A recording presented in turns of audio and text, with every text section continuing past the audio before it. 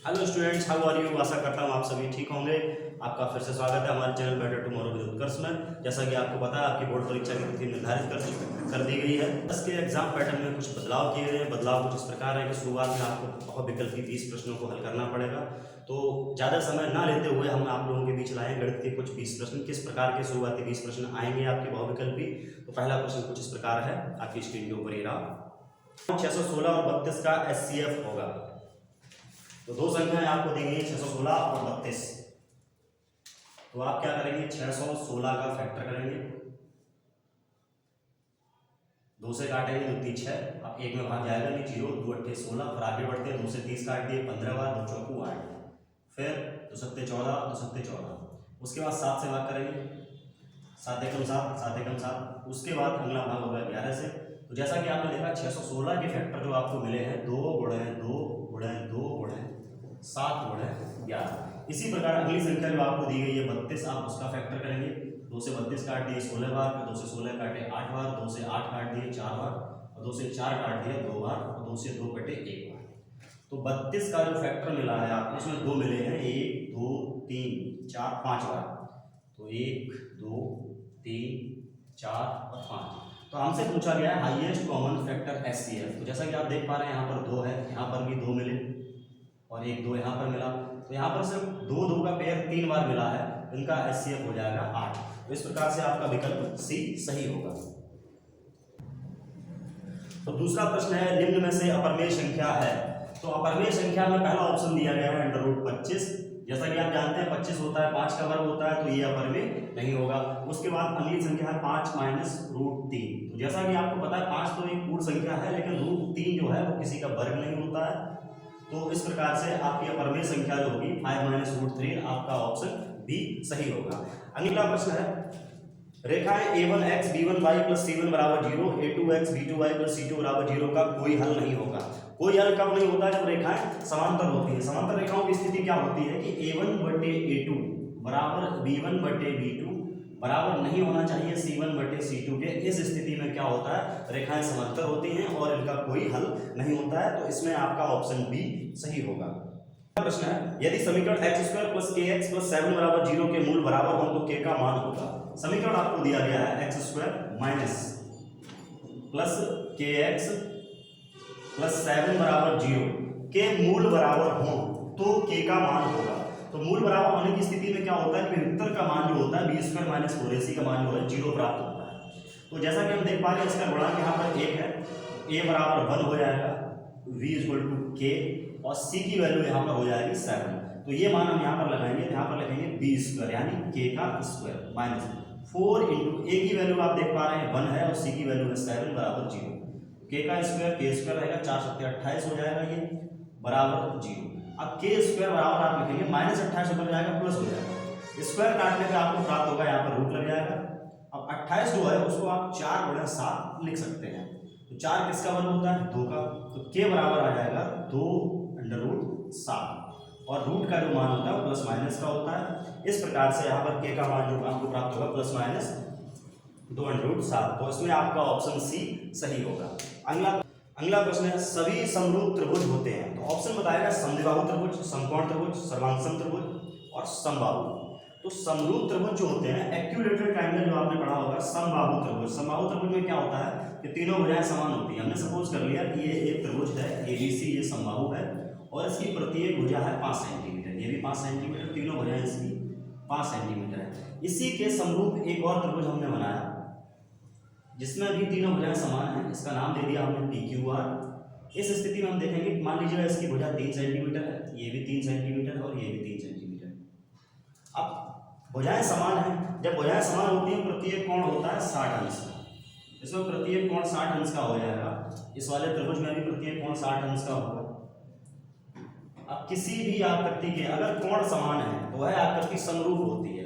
तो समरूप आकृति जो त्रिभुजों में समरूप त्रिभुज होते हैं, समबाहु त्रिभुज, वो सदैव एक जैसे होते हैं, बस उनके आकार में भिन्नता होती है। अगला प्रश्न है प्रश्न संख्या 6, जिसमें बताया गया एक त्रिभुज ABC और त्रिभुज BD दो समबाहु त्रिभुज इस प्रकार है कि D भुजा BC का मध्य बिंदु है, तब त्रिभुज ABC और BDE के क्षेत्रफलों का अनुपात होगा। तो जैसा कि प्रश्न में बताया गया है कि डी भुजा BC का मध्य बिंदु है। जब ये मध्य बिंदु है तो हम ऐसा कह सकते हैं कि BC बराबर 2BD। जो BC है वो BD का 2 गुना है और त्रिभुज ABC समरूप है त्रिभुज BDE के। जब दो त्रिभुज समरूप होते हैं तो उनके क्षेत्रफलों का अनुपात उनकी भुजा के वर्ग के अनुपात के बराबर होता है। तो ये कंडीशन इसमें लगाएंगे तो हम लिखेंगे एरिया ABC बटे एरिया BDE बराबर, अब ABC का हमने आधार ले लिया BC, तो हम लिखेंगे BC, उसके बाद BDE का आधार है BD। तो समरूप त्रिभुजों के क्षेत्रफलों का अनुपात उनकी भुजा के अनुपात के वर्ग के बराबर होता है। यहाँ से हम BC का मान लगा देंगे, BC का मान है 2BD upon BD। Question solve करेंगे, BD कैंसिल हो जाएगा, पावर 2 चल रही है इसकी। यहाँ पर 2 का स्क्वायर हो जाएगा 4, नीचे 1 बचा, 1 का वर्ग 1 रहेगा, तो ये हो जाएगा 4:1। तो दो समरूप त्रिभुज इसमें दिए गए थे और BD BC का आधा था, तो इसका क्षेत्रफल 4:1 होगा। अगला प्रश्न है जिसमें बताया गया है कि दो समरूप त्रिभुजों की भुजाएं 4:2 के अनुपात में है, तो इन त्रिभुजों के क्षेत्रफलों का अनुपात होगा। तो दो समरूप त्रिभुज हैं और उनकी भुजाओं का अनुपात दिया गया है 4:2। तो जब किसी त्रिभुज की भुजाओं का अनुपात अगर दिया है, आपको क्षेत्रफल का पूछा है, तो भुजाओं के अनुपात का वर्ग कर दीजिए, क्षेत्रफल आपको प्राप्त हो जाएगा। तो भुजा का अनुपात अगर 4:2 दिया है तो क्षेत्रफल का अनुपात जो होगा वो इसके वर्ग के बराबर होगा। तो 4 का वर्ग हो जाएगा 16, 2 का वर्ग हो जाएगा 4, तो क्षेत्रफलों का अनुपात हो जाएगा 16:4। इसका अगला प्रश्न है, दो समरूप त्रिभुजों की भुजाओं का अनुपात 9:16 है, इनके क्षेत्रफलों का अनुपात ज्ञात कीजिए। जब भुजाओं का अनुपात आपको दिया गया है 9:16, तो इनके क्षेत्रफल का जो अनुपात होगा वो इनके वर्ग के अनुपात के बराबर होगा। तो आप क्या करेंगे, 9 का वर्ग कर देंगे 81, 16 का वर्ग करेंगे हो जाएगा 256। अगला प्रश्न आपसे पूछा गया है निर्देशांक ज्यामिति से, बिंदुओं -1, 3 और 5, 2 के बीच की दूरी ज्ञात कीजिए। तो बिंदु बताया गया, पहला बिंदु -1, 3 और दूसरा बिंदु आपको बताया गया है 5, 2। इनके बीच की दूरी आपसे पूछी गई है। जब भी आपको दो बिंदु दिए हों उनके बीच की दूरी पूछी जाए, प्रारंभिक बिंदु को आप मान लें x1/1 और अंतिम बिंदु को माने x2/2। तो बीच की दूरी का सूत्र होता है डिस्टेंस बराबर x2 - x1 का whole square plus y2 - y1 का होल स्क्वायर। तो आप x2 का मान जैसा कि देख पा रहे हैं, x2 का मान है 5 और यहाँ पर आप लिखेंगे 5 माइनस, अब माइनस यहाँ भी है और माइनस यहाँ भी है, 2 माइनस में लेंगे प्लस हो जाएगा, प्लस y2 की वैल्यू आप देख पा रहे हैं 2 है, माइनस y1 का मान है 3, ब्रैकेट 1 पावर 2 और पूरे पे रूट चल रहा है, लगाइए आप। 5 और 1 6 हो गए, 6 का वर्ग करेंगे 36 प्लस 2 में 1 कम करोगे माइनस का 1 बचेगा, माइनस 1 का वर्ग करेंगे, वर्ग करने पर माइनस हटता है, बचेगा 1। तो 36 और 1 मिलेगा √37, बीच की दूरी आ गई ±√37, इन दोनों बिंदुओं के बीच की दूरी। अगला प्रश्न है -2,6 -2,10 को मिलाने वाले रेखाखंड के मध्य बिंदु के निर्देशांक ज्ञात कीजिए। यानी एक रेखाखंड है और जिसका प्रारंभिक बिंदु बताया गया है -2,6 और अंतिम बिंदु बताया गया है -2,10 को मिलाने वाले रेखाखंड के मध्य बिंदु के निर्देशांक। हमने मान लिया ये A है, ये B है, आपको इसका मिड पॉइंट निकालना है। तो मध्य बिंदु का निर्देशांक का जो सूत्र होता है वो होता है x1 + x2/2, y1 + y2/2। तो आप क्या करेंगे, इसको मान लेंगे x1/1 और इसे मानेंगे आप x2/2। तो यहाँ पर आप देख रहे हैं x1 + x2 लिखा है, तो x1 का मान हो गया -2 और x2 का मान हो गया -2। तो -2 प्लस -2, 2 चिन्ह एक साथ लगाए नहीं जा सकते, बटे में 2 चल रहा है, आप लिखते हैं। इसके बाद आगे बढ़ते हैं, y1 + y2 यानी 6 और 10, तो 6 + 10/2। आगे बढ़ते हैं, -2 हो जाएगा -4/2, 6 और 10 हो गए 16/2। आगे हम करेंगे तो 2 से 4 कट जाएगा -2 बार, 2 से 16 कटेंगे 8 बार, तो इसके मध्य बिंदु के निर्देशांक हो जाएंगे -2, 8। अगला प्रश्न है, बिंदु P के निर्देशांक 3, 4 है और मूल बिंदु से P की दूरी ज्ञात कीजिए। यानी कोई एक बिंदु है, उसका नाम बताया गया है P और उसके निर्देशांक बताए गए 3, 4, उसकी मूल बिंदु से दूरी पूछी गई है। मूल बिंदु होता है 0, 0। अब 0, 0 से किसी एक बिंदु जो आपको बताया गया है 3,4। इसकी दूरी आपसे पूछी गई है, बीच की दूरी का वही सूत्र है कि डिस्टेंस बराबर x2 माइनस x1 का whole square plus y2 minus y1 का होल स्क्वायर और इस पे रूट लगेगा। तो प्रारंभिक बिंदु को आप x1 y1 मानते हैं, अंतिम बिंदु को मानते हैं x2 y2। तो इनके बीच की दूरी निकालेंगे, 3 में से 0 घटाया जाएगा, 3 माइनस 0 का square plus y2 minus y1 करेंगे तो हो जाएगा 4 माइनस 0 की घात 2। इस पर रूट चल रहा है, 3 में 0 घटाओगे 3 रहेगा, 3 का वर्ग 9, 4 में 0 घटाओगे 4, 4 का वर्ग हो जाएगा 16, 16 और 9 जब आप जोड़ेंगे ये हो जाएगा 25, और 25 जो है वर्ग होता है 5 का। तो इसका उत्तर होगा प्लस माइनस 5, और दूरी कभी ऋणात्मक नहीं होती है, इसीलिए ये 5 मात्रक इसका आंसर होगा। अगला प्रश्न है 2 tan 30 upon 1 plus tan square 30 का मान होगा, यानी 2 tan 30 बटे 1 प्लस tan स्क्वायर 30 का मान होगा। तो जैसा कि आपको पता है 2 इनके बीच में गुणा हो रहा है, तो 2 लिख लिया, tan 30 का मान होता है 1/√3 बटे 1 प्लस tan स्क्वायर 30 यानी 1/√3 का आप वर्ग करेंगे। आगे बढ़ते हैं, 2 का 1 में गुणा हो जाएगा, ये हो जाएगा 2/√3 बटे 1 प्लस 1 का स्क्वायर 1 हो जाएगा, √3 का हो जाएगा 3।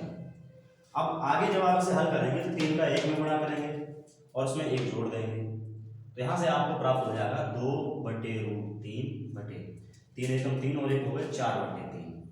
इतना करने के बाद इसका इसमें गुणा हो जाएगा, 3 चले जाएंगे ऊपर, तो ऊपर हो गए 6, नीचे हो जाएगा 4/3। 2 से 3 काट दिए, 2 से 6 काट दिए 3 बार, 2 दूनी 4, तो यहाँ से आपको मिला 3/2√3। अब √3 से अगर आप 3 काटते हैं तो √3 बार कैंसिल होगा, √3/2 आपको मिला है, और जो ये मान होता है sin 60 का, तो आपके ऑप्शन में sin 60 है, आप sin 60 को टिक कर देंगे। अगला प्रश्न है sin 48 माइनस cos 42 का मान है।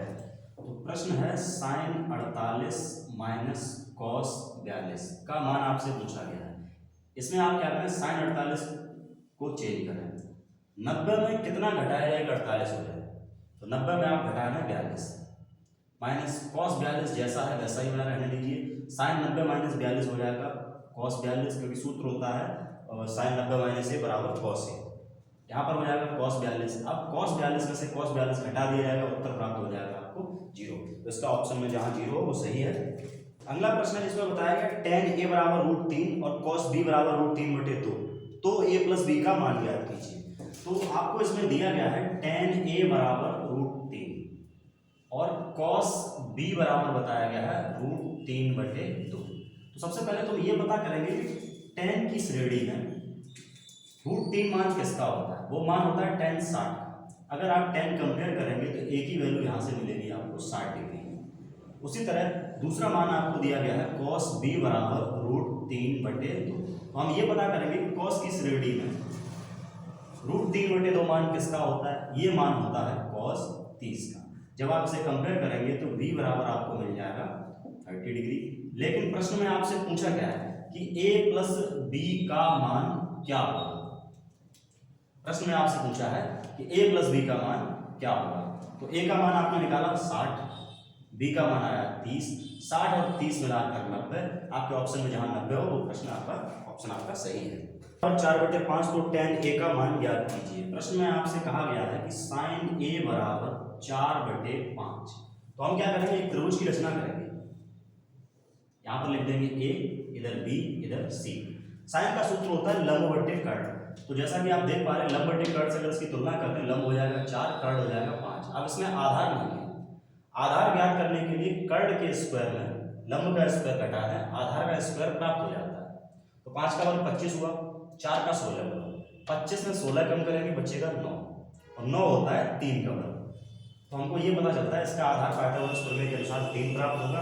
प्रश्न में आपसे पूछा है tan a का मान, tan होता है लंब बटे आधार, तो इसका उत्तर हो जाएगा 4/3।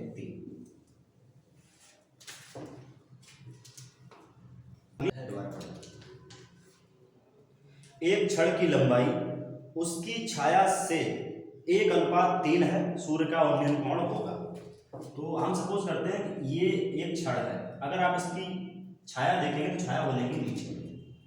प्रश्न में ये बताया एक छड़ की लंबाई और उसकी छाया, उसका जो अनुपात बताया गया 1:3 है। तो हम सपोज करते हैं कि इसकी लंबाई 1x है और छाया हो गई √3x। ये पूछा उस समय सूर्य का उन्नयन कोण क्या होगा।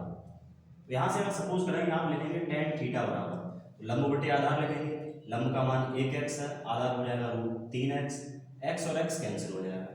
तो tan थीटा बराबर आपको मिलेगा 1/√3 और ये मान होता है tan 30 का। तो tan और tan कंपेयर हो जाएंगे, हमको पता चलता है कि उस वक्त सूर्य का उन्नयन कोण होगा 30 अंश।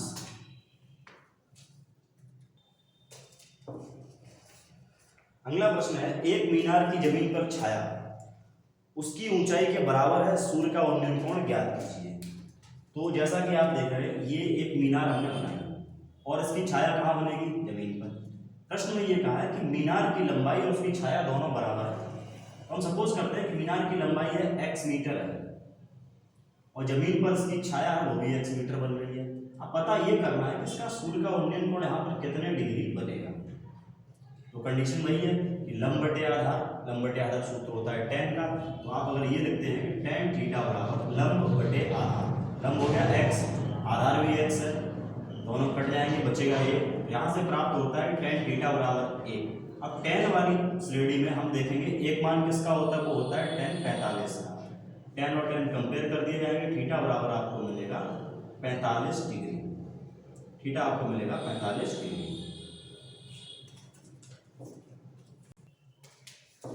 अगला प्रश्न है, इसमें पूछा गया है किसी वृत्त के केंद्र पर बने थीटा डिग्री वाले त्रिज्यखंड का क्षेत्रफल होता है। तो किसी वृत्त के केंद्र पर थीटा डिग्री लेकर आपने कोई एक त्रिज्यखंड काटा। अब इसका क्षेत्रफल अगर ज्ञात करना हो, पूरे वृत्त का क्षेत्रफल होता है πr², लेकिन हमें पूछा गया केवल इतने का। तो यहाँ पर कोण बन रहा है थीटा डिग्री, कितने में से बन रहा है, पूरा चक्कर होता है 360 का। तो थीटा बटे 360 डिग्री जो होता है वो होता है त्रिज्यखंड का क्षेत्रफल। त्रिज्यखंड का क्षेत्रफल जो होता है वो होता है थीटा बटे 360 πr²। इसी प्रकार से अगला प्रश्न पूछा गया है किसी वृत्त के केंद्र पर बने कोण थीटा वाले त्रिज्यखंड के संगत चाप की लंबाई क्या होगी। अब आपसे पूछा गया चाप की लंबाई। अब चाप की लंबाई इसमें कहाँ होगी, हम पहले इस पे सपोज करते हैं चाप की लंबाई होगी यहाँ से यहाँ तक। अब हमने इस चाप की लंबाई को मान लिया L है। तो चाप की लंबाई का जो सूत्र होता है, पहले पूरे वृत्त की परिधि होती है वो होती है 2πr और जो चाप की लंबाई है वो परिधि का ही एक हिस्सा है। तो परिधि जब 2πr है तो चाप की लंबाई हो जाएगी थीटा बटे 360 इंटू 2πr। इस प्रकार से ज्ञात होती है चाप की लंबाई। अगला और अंतिम और बहुत महत्वपूर्ण प्रश्न आपसे पूछा गया है एक ठोस अर्धगोले का कुल पृष्ठीय क्षेत्रफल ज्ञात कीजिए। तो सबसे पहले हम आपको बता दें कि गोला जो होता है इस प्रकार का होगा, ये उसकी त्रिज्या होगी। तो गोले का पृष्ठीय क्षेत्रफल अगर आपसे पूछा जाए तो वो होता है 4πr²। लेकिन हमसे पूछा है अर्धगोले का, तो अर्धगोले में क्या होगा, गोला आधा हो जाएगा, इतना भाग इसमें नहीं रहेगा। जब इतना भाग नहीं रहा तो गोले का पृष्ठीय क्षेत्रफल था, अब ये क्या हो गया, अर्धगोले का पृष्ठीय क्षेत्रफल। अब जब आधा हो गया तो 4 के स्थान पर क्या बचेगा, 2πr²। लेकिन प्रश्न में आपसे पूछा है अर्धगोले का कुल पृष्ठीय क्षेत्रफल, कुल का मतलब है टोटल। अब इतना एरिया तो आपने बता दिया, लेकिन इसका जो ऊपर वाला हिस्सा है वो वृत्ताकार है, तो इसमें क्या जुड़ जाएगा, वृत्त का क्षेत्रफल अर्थात πr²। तो अर्धगोले का कुल पृष्ठीय क्षेत्रफल हो जाएगा 3πr²। तो कुछ इस प्रकार से बनेगा अर्धगोले का कुल पृष्ठीय क्षेत्रफल। तो आज हम आप लोगों के बीच लाए थे 20 बहुविकल्पी प्रश्न, जिस प्रकार से परीक्षा में आपसे पूछे जाएंगे, और अधिकतर बहुविकल्पी प्रश्न आपसे सूत्र पर आधारित ही पूछे जाएंगे। तो सभी छात्रों से आग्रह है मेरा, सूत्र अवश्य याद करें। तब तक के लिए पढ़ते रहिए, मेहनत करते रहिए। इसी प्रकार की अगली वीडियो में आपसे मिलेंगे। नमस्कार।